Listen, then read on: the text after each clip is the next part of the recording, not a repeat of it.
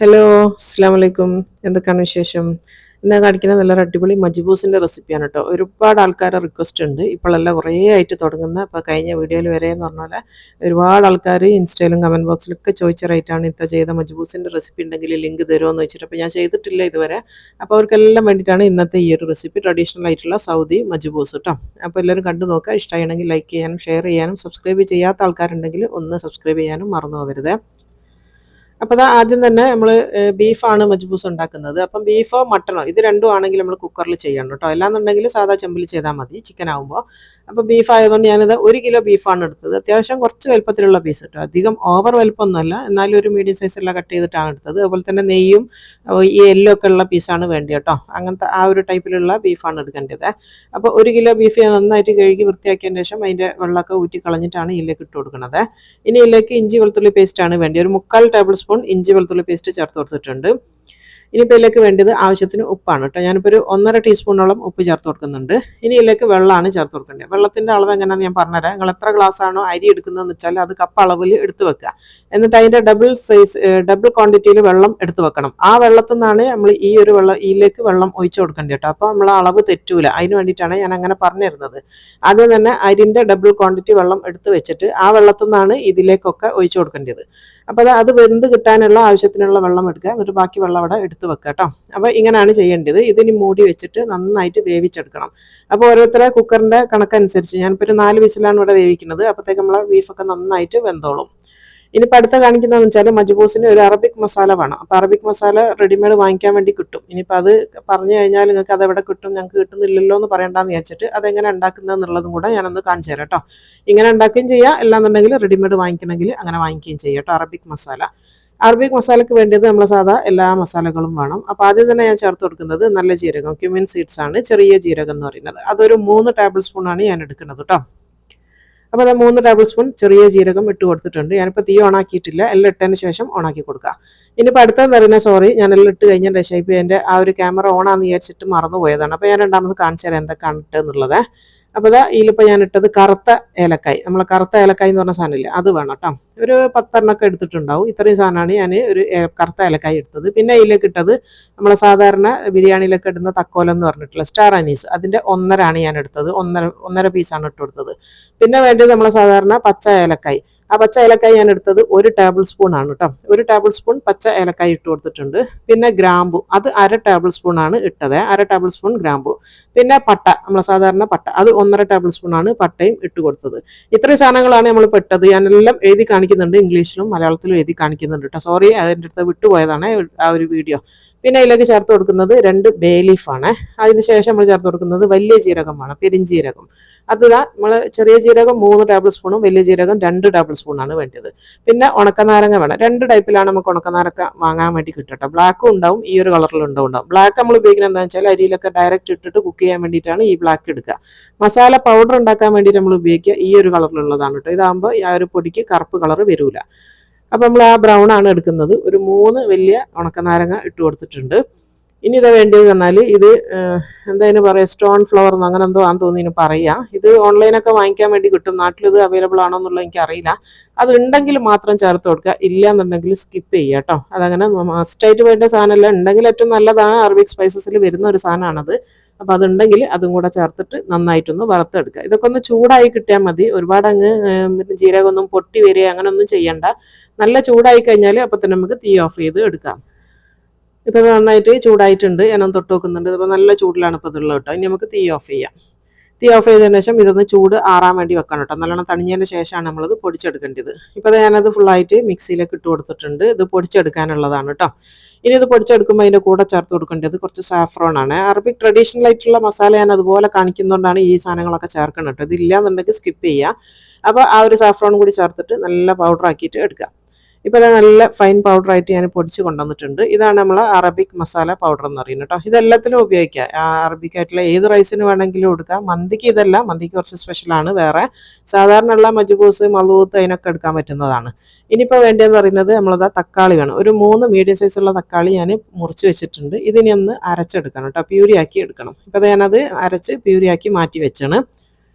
ഇനിയിപ്പോൾ അതിനിടയിൽ നമ്മൾ പൂജനെ ചോദിച്ച ആൾക്കാർക്കാണ് കേട്ടോ. കഴിഞ്ഞ വീഡിയോയിൽ റൂമിനെ കാണിച്ചിരുന്നു, ബ്ലാക്കിനെ കാണിച്ചിട്ടില്ല. അപ്പം ബ്ലാക്ക് ചെയ്താ കേട്ടോ, രണ്ടാളും ഉണ്ട്.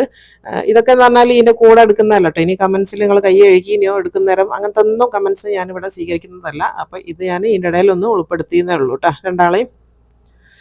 ഇനിയിപ്പോൾ നമുക്ക് ബാക്ക് ടു നമ്മളെ റെസിപ്പി വീഡിയോയിലേക്ക് പോവാം. ഇതിപ്പോൾ ഞാനിവിടെ എടുത്തത് സെല്ല ബസ്മതി റൈസാണ്. അപ്പോൾ ഈ ഒരു മജ്ബൂസ് ഉണ്ടാക്കാൻ വേണ്ടി സെല്ല തന്നെ വേണമെന്നില്ല. നിങ്ങൾക്ക് വൈറ്റ് ബസ്മതി റൈസ് ഉണ്ടെങ്കിൽ അതായാലും കുഴപ്പമില്ല കേട്ടോ. അരമണിക്കൂർ നമ്മളിതൊന്ന് സോക്ക് ചെയ്ത് വെക്കണം കഴുകിയതിൻ്റെ ശേഷം.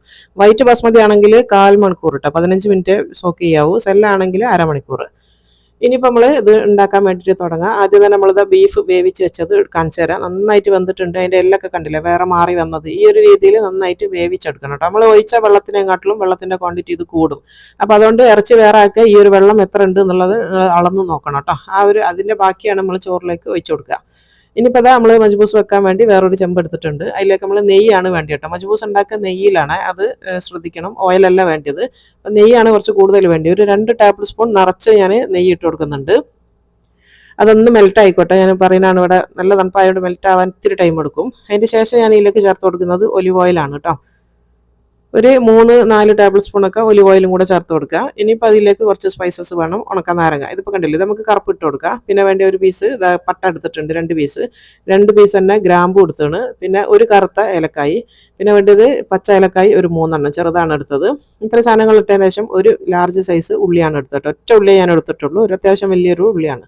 അതിലേക്ക് ഇട്ട് കൊടുത്തതിന് ശേഷം നന്നായിട്ട് വഴറ്റിയെടുക്കണം. വഴറ്റുക പറഞ്ഞാൽ നമുക്കൊന്ന് ചെറുതായിട്ട് ഒരു കളർ മാറണം കേട്ടോ. ഒരു ഗോൾഡൻ കളർ ആവണ വരെ ഒന്ന് വഴറ്റിയെടുക്കണം. ഇപ്പം നല്ല ഗോൾഡൻ കളർ ആയിട്ടുണ്ട്. കരിഞ്ഞു പോകാൻ പാടില്ല, ലൈറ്റ് ഗോൾഡൻ കളറേ ആവാൻ പാടുള്ളൂ കേട്ടോ. ഇങ്ങനെ ആയിക്കഴിഞ്ഞാൽ ഒരു 3/4 ടേബിൾ സ്പൂൺ ഇഞ്ചി വെളുത്തുള്ളി പേസ്റ്റും കൂടെ ചേർത്ത് കൊടുക്കുക. ഇനി ആ ഒരു ഇഞ്ചി വെളുത്തുള്ളി പേസ്റ്റിന്റെ പച്ചമണം ഒന്ന് മാറാൻ വേണ്ടി ഒരു 10 സെക്കൻഡ് ഒക്കെ ഒന്ന് ജസ്റ്റ് ഒന്ന് മിക്സ് ചെയ്ത് കൊടുത്താൽ മതി. പിന്നെ വേണ്ടി നമ്മളെ സ്പെഷ്യൽ മജ്ബൂസ് മസാല പൗഡർ 2 ടേബിൾ സ്പൂണാണ് ഞാൻ എടുത്തത് കേട്ടോ. 2 ടേബിൾ സ്പൂൺ മസാല പൗഡറും കൂടെ ഇട്ട് കൊടുത്തതിന് ശേഷം നന്നായിട്ട് മിക്സ് ചെയ്യുക. ഇത് നിങ്ങൾക്ക് ഉണ്ടാക്കാൻ ബുദ്ധിമുട്ടാന്ന് തോന്നുകയാണെങ്കിൽ റെഡിമെയ്ഡ് മജ്ബൂസ് മസാല എന്ന് പറഞ്ഞിട്ട്, അല്ലെങ്കിൽ അറബിക് മസാല പൗഡർ എന്ന് പറഞ്ഞിട്ട് കിട്ടും കേട്ടോ. അറബിക് സ്പൈസ് മസാല എന്നോ അങ്ങനെ എന്തെങ്കിലും പറഞ്ഞിട്ട് വാങ്ങിക്കാൻ വേണ്ടി കിട്ടും. ഇനി ഇതിലേക്ക് നമ്മൾ നേരത്തെ അരച്ച് വെച്ചിട്ടുള്ള ആ ഒരു തക്കാളിയും കൂടെ ചേർത്ത് കൊടുക്കുക. തക്കാളി പ്യൂരിയാക്കി വെച്ചതാണ്. ഇനി അതിൻ്റെ കൂടെ തന്നെ ഒരു 2 ടേബിൾ സ്പൂൺ തക്കാളി പേസ്റ്റും കൂടെ ചേർത്ത് കൊടുക്കുന്നുണ്ട്. ഇനി നിങ്ങൾക്ക് തക്കാളി പേസ്റ്റ് ഇല്ല എന്നുണ്ടെങ്കിൽ അത് സ്കിപ്പ് ചെയ്യുക കേട്ടോ. എന്നിട്ട് ഇതെല്ലാം കൂടെ നന്നായിട്ട് ഒന്ന് മിക്സ് ചെയ്ത് കൊടുക്കുക. അതിന് ശേഷം ഇത് അടച്ച് വെച്ചിട്ട് ഒരു 2 മിനിറ്റ് നേരം ഇതൊന്ന് നന്നായിട്ട് വേവിച്ചെടുക്കണം കേട്ടോ. ഒരു മീഡിയം തീയിലിട്ടിട്ട് നന്നായിട്ട് വെന്തോട്ടെ. അപ്പോൾ ഞാനിത് കവർ ചെയ്ത് വെച്ച് കൊടുക്കുന്നുണ്ട്. ഇപ്പോൾ അതാ 2 മിനിറ്റ് കഴിഞ്ഞിട്ടുണ്ട്. നമ്മൾ ആ ഒരു മസാലയൊക്കെ നന്നായിട്ട് വെന്ത് കഴിഞ്ഞിട്ടുണ്ട്. ഇത് ഏകദേശം ഒന്ന് ചെറുതായിട്ടൊന്ന് വറ്റുകയും ചെയ്തിട്ടുണ്ടാവും. ആ ഒരു 2 മിനിറ്റ് നേരം നമ്മൾ നന്നായിട്ട് തിളപ്പിച്ച് ഇതിൻ്റെ ആ ഒരു പച്ചമണമൊക്കെ ഒന്ന് മാറി വന്നിട്ടുണ്ട്. തക്കാളിൻ്റെയൊക്കെ ഈ ഒരു രീതിയിലാണ് വേണ്ടി കേട്ടോ. ഇങ്ങനെ ആയിക്കഴിഞ്ഞാൽ നമ്മൾ ഇനിയിലേക്ക് ചേർക്കുന്നത്, ഇറച്ചിയൊക്കെ മാറ്റിയതിന് ശേഷം ആ ഒരു ബീഫിൻ്റെ വെള്ളം ബീഫിൻ്റെ സ്റ്റോക്ക് അളന്നെടുക്കുകയാണെങ്കിൽ നിങ്ങൾ അളന്നെടുക്കണം കേട്ടോ. ഡബിളാണ് അരിൻ്റെ വെള്ളം വേണ്ടിയത്. അപ്പോൾ ആ ഒരു ബീഫ് സ്റ്റോക്ക് ഒഴിച്ച് കൊടുക്കുക. ഇനി അരിൻ്റെ ഡബിൾ ആവാൻ ബാക്കി എത്രയാണോ വെള്ളം ആവശ്യം വേണ്ടിയെന്ന് വെച്ചാൽ ആ ഒരു വെള്ളമാണ് നമ്മൾ ഇതിലേക്ക് ഒഴിച്ച് കൊടുക്കേണ്ടത്. അപ്പോൾ ഞാനിത് നേരത്തെ എടുത്ത് വെച്ച വെള്ളമാണ്, പക്ഷേ ഇത് നമുക്ക് ഫുള്ളായിട്ട് വേണ്ട, കാരണം ബീഫിൻ്റെ സ്റ്റോക്ക് കുറച്ച് അധികം ഉള്ളതുകൊണ്ട്. അപ്പോൾ ഞാൻ അതിൻ്റെ ഒരു പകുതി 3/4 ഭാഗമേ വയ്ക്കുന്നുള്ളൂ, ബാക്കി അവിടെ മാറ്റി വെക്കുന്നുണ്ട് കേട്ടോ. ഇത്രയും നമുക്ക് വെള്ളത്തിൻ്റെ ആവശ്യമുള്ളൂ. ഇനി ഇതിലേക്ക് ആവശ്യത്തിന് ഉപ്പിട്ട് കൊടുക്കുക. ആ ഒരു ബീഫ് സ്റ്റോക്കിൽ ഉപ്പുണ്ട്, ബാക്കി ഉപ്പാണ് നമ്മൾ ചേർത്ത് കൊടുക്കേണ്ടത് കേട്ടോ. ഒരു 2 ടീസ്പൂണോളം ഉപ്പ് ചേർത്ത് കൊടുത്താണ്. ഇനിയിപ്പോൾ നമ്മൾ വേവിച്ച് വെച്ചിട്ടുള്ള ആ ഒരു ബീഫില്ല, അതും കൂടെ ചേർത്ത് കൊടുക്കുക. ആ ഒരു ബീഫും കൂടെ ചേർത്തതിന് ശേഷം നമ്മൾ സോക്ക് ചെയ്ത് വെച്ചിട്ടുള്ള അരി ഊറ്റിക്കൊണ്ടുവരണം കേട്ടോ. നല്ലോണം ഓട്ടപാത്രത്തിലിട്ടിട്ട് ഊറ്റിയെടുത്ത അരിയാണ്. എന്നിട്ട് ജസ്റ്റ് ഒന്ന് മിക്സ് ചെയ്ത് കൊടുക്കുക. നമ്മൾ സോക്ക് ചെയ്ത അരി ആയതുകൊണ്ട് ഒരുപാട് ഇട്ട് ഇളക്കരുത്, മരത്തിൻ്റെ കയ്യിലോണ്ട് ഇളക്കണതാണ് ഏറ്റവും നല്ലത്. അരി പൊടിഞ്ഞു പോകാൻ പാടില്ല. ജസ്റ്റ് ഒന്ന് മിക്സ് ചെയ്ത് കൊടുക്കുക. അതിന് ശേഷം നമ്മളിത് മൂടി വെച്ചിട്ട് ചെറിയ തീയിൽ ആ ഒരു വെള്ളമൊക്കെ ഒന്ന് വറ്റുന്ന വരെ ചെറിയ സിമ്മിലാക്കി വെച്ചിട്ട് ഒന്ന് വേവിച്ചെടുക്കുക. ഇപ്പോൾ ആ ഒരു വെള്ളമൊക്കെ വറ്റിയിട്ടുണ്ട്. നല്ല സിമ്മിലിട്ടിട്ട് ഞാൻ നന്നായിട്ട് വേവിച്ചെടുത്തതാണ് കേട്ടോ. അപ്പോൾ ഞാൻ തീ ഓഫ് ചെയ്തിട്ടുണ്ട്. ഇതിപ്പോൾ റെഡിയാണ്. തീ ഓഫ് ചെയ്തതിന് ശേഷം ഞാനിപ്പോൾ ഒരു 3-4 പച്ചമുളകും കൂടെ ഇതിൻ്റെ മേലെ വെച്ച് കൊടുക്കുന്നുണ്ട്. ജസ്റ്റ് ഒന്ന് വാടി കിട്ടാൻ വേണ്ടിയിട്ടാണ്. ഇതിൻ്റെ കൂടെ തന്നെ കഴിക്കാനുള്ളതാണ് കേട്ടോ. ഒരുപാട് അങ്ങ് വാട്ടിയെടുക്കുന്നില്ല, അതുകൊണ്ടാണ് ഞാൻ തീ ഓഫ് ചെയ്തതിന് ശേഷം ചേർത്ത് കൊടുക്കുന്നത്. ഒരു 2 മിനിറ്റ് നേരം ഒന്ന് ഇതൊന്ന് കവർ ചെയ്ത് വെച്ചാൽ ആ ഒരു പച്ചമുളകിന് ചെറിയൊരു വാട്ടം വരും. ഇപ്പോൾ നമ്മളെ അടിപൊളി മജ്ബൂസ് ഇവിടെ 2 മിനിറ്റ് ഞാൻ കവർ ചെയ്ത് വെച്ചതിന് ശേഷമുള്ളതാണിത്. അടിപൊളിയായിട്ടുള്ള മജ്ബൂസാണ്. സൗദി ട്രഡീഷണൽ ആയിട്ടുള്ള ആ ഒരു രീതിയിൽ തന്നെ തനതായ ടേസ്റ്റിലാണ്. നാട്ടിലൊക്കെ ആണെങ്കിൽ മഞ്ഞപ്പൊടിയും കൂടെ ഇടും കേട്ടോ. ഒരു മഞ്ഞ കളർ വരാൻ വേണ്ടിയിട്ട് മഞ്ഞപ്പൊടി ചേർക്കുന്നവരുണ്ട്. അപ്പോൾ നിങ്ങൾക്ക് അങ്ങനെ മഞ്ഞ കളറിൽ വേണമെന്നുണ്ടെങ്കിൽ മഞ്ഞൾപ്പൊടി ചേർത്ത് കൊടുത്താൽ മതി. ഞാൻ ചേർത്തിട്ടില്ല കേട്ടോ. സാധാരണ മഞ്ഞപ്പൊടി മജ്ബൂസിൽ ആവശ്യമില്ല, അതുകൊണ്ട് ഞാൻ ചേർത്തിട്ടില്ല. ഇതിൻ്റെ കളർ എന്ന് പറഞ്ഞാൽ ഒരു ബ്രൗൺ ആണ് കേട്ടോ. ഒരു മന്തിൻ്റെ കളറൊന്നുമല്ല. ഇതിൻ്റെ ഒരു കളർ എന്ന് പറയുന്നത് ഞങ്ങൾക്ക് ഇപ്പോൾ ഇതിൽ മനസ്സിലാവുന്നുണ്ടോയെന്ന് അറിയില്ല. ഒരു നല്ലൊരു ബ്രൗൺ കളറാണ് ഈ ഒരു മജ്ബൂസിന് വരിക. ബ്രൗണും യെല്ലോ രണ്ടും കൂടെ കൂടി വരുന്ന ഒരു കളർ. ഇനിയിപ്പോൾ ഇതിൻ്റെ സൈഡ് ഡിഷ് എന്ന് പറയുന്നത് ഈ ഒരു ടൊമാറ്റോ റൈത്ത തന്നെയാണ് കേട്ടോ. നമ്മൾ സാധാരണ മന്തിക്കൊക്കെ എടുക്കുന്ന അറബിക്ക് എല്ലാ റൈസിൻ്റെയും കൂടെ എടുക്കുന്ന ഈ ഒരു റൈത്ത എന്ന് പറയുന്നത് ഇതന്നെയാണ്. ഇതും അതുപോലെ തന്നെ തഹീനിയാണ് നമ്മൾ എല്ലാ റൈസിൻ്റെ കൂടെ സൈഡ് ഡിഷായിട്ട് വരിക. അപ്പോൾ ഇത് കണ്ടല്ലോ, അടിപൊളിയായിട്ടുള്ള നമ്മളെ മജ്ബൂസ് കൂടെ റെഡിയാക്കി തന്നാണ്. ഇനി ഇതിൻ്റെ ലിങ്ക് ഇനി ചോദിക്കരുത് കേട്ടോ, എല്ലാവർക്കും ഇതാ ഈ ചോദിച്ച എല്ലാ ആൾക്കാർക്കും, ഒരുപാട് ആൾക്കാരുണ്ട്, അതുകൊണ്ടാണ് ഒരാൾ ഈ പേര് എടുത്ത് പറയാത്തത്. കുറേ ആയിട്ട് ചോദിക്കുന്ന ഒരു റെസിപ്പിയാണ് കേട്ടത്. അപ്പോൾ എല്ലാവർക്കും ഇഷ്ടമായിട്ടുണ്ടാവും എന്ന് വിചാരിക്കുന്നു. ഇഷ്ടമാണെങ്കിൽ ലൈക്ക് ചെയ്യാനും ഷെയർ ചെയ്യാനും ഒന്നും മറന്നു പോകരുത്. അതുപോലെ തന്നെ ഇഷ്ടമാണെങ്കിലും ഇഷ്ടമല്ലെങ്കിലും ഒന്ന് കമൻറ്റ് ഇട്ടോ, കുഴപ്പമില്ല കേട്ടോ. അപ്പോൾ നിങ്ങൾ എന്തെങ്കിലും കമൻസ് ഒക്കെ അറിയിക്കാനും മറന്നു പോകരുത്. അപ്പോൾ ഇൻഷാ അല്ലാഹ് ഇനി അടുത്ത നല്ലൊരു വെറൈറ്റി റെസിപ്പി ആയിട്ട് അടുത്ത വീഡിയോയിൽ കാണാം. അസ്സലാമു അലൈക്കും.